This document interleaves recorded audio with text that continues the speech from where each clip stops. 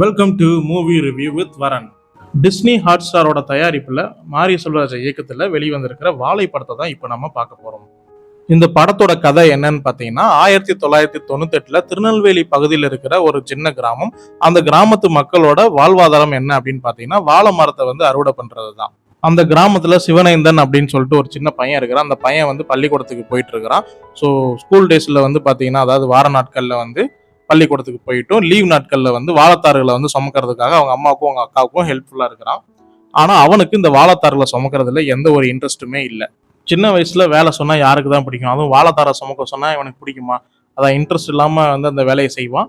ஆனாலும் அடுத்த நாள் காலையில ஸ்கூல்ல பாத்தீங்கன்னு வச்சுக்கங்களேன், அந்த வாழைத்தாரை தூக்கி தூக்கி சுமந்து ஒரு பக்கமா சாஞ்சு கழுத்து சாஞ்சுக்கிட்டே தான் பேசுவான். அது வரைக்கும் வந்து டீட்டெயில் பண்ணி இந்த படத்தை எடுத்திருக்கிறாங்க. ஸோ இவனுக்கு ஸ்கூல்ல பாத்தீங்கன்னா அவங்க டீச்சர் மேல ஒரு சின்ன ஒரு க்ரஷ் இருக்கும்.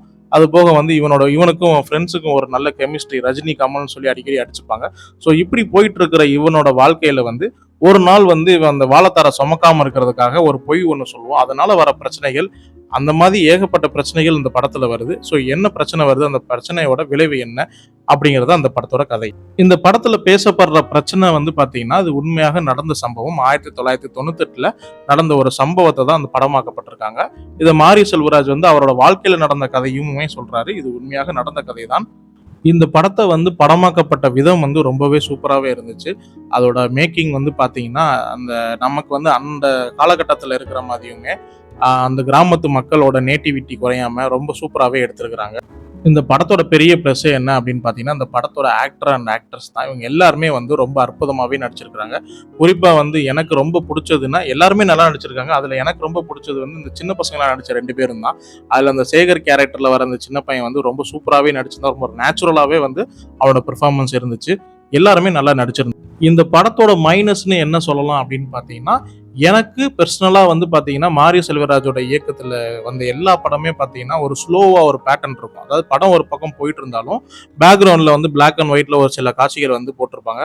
அது எனக்கு பரியரும் பெருமாள்ல வந்து ஒர்க் அவுட் ஆச்சு. கர்ணன்ல கூட ஒர்க் அவுட் ஆச்சு. மாமன்னன்ல அந்த அளவுக்கு ஒர்க் அவுட் ஆகல.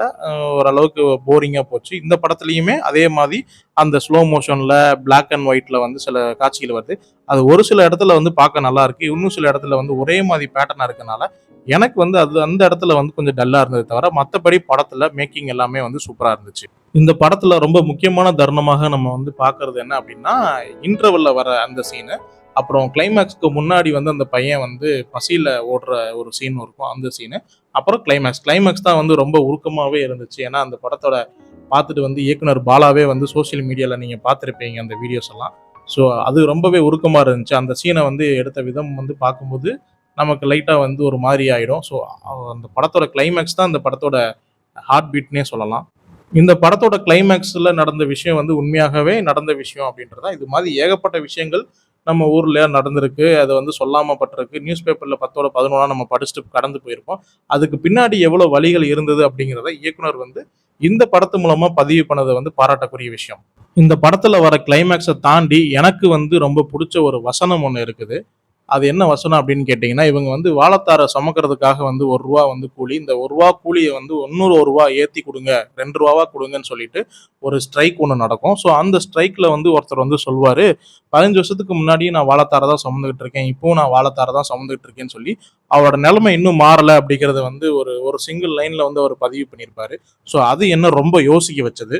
சோசியல் மீடியால இந்த இப்போ ஏகப்பட்ட சர்ச்சைகள் இந்த படத்துல போயிட்டு இருக்கு. வன்மங்கள் நெறைய வந்து பதிவு பண்ணிட்டு இருக்காங்க. ஸோ அதெல்லாம் இல்லாம இந்த படத்த நீங்க பார்த்தீங்கன்னா, உங்களுக்கு நெறைய சிந்தனைகள் வந்து மனசுல ஓடும். இந்த கிளைமாக்ஸ பார்த்ததுக்கு அப்புறம் கண்டிப்பா வந்து உங்க மனசுல வெவ்வேறு சிந்தனைகள் ஓடும். அப்படி இந்த படத்த பார்த்ததுக்கு அப்புறம் உங்களுக்கு என்னென்ன சிந்தனைகள்லாம் வந்துச்சு அப்படிங்கிறத கமெண்ட்ஸ்ல வந்து எனக்கு படம் பார்த்துட்டு வந்து நீங்க பதிவு பண்ணுங்க. இதே மாதிரி நல்ல நல்ல படங்களோட வந்து உங்களை நான் சந்திக்கிறேன். நன்றி, வணக்கம். டாடா, பாய்.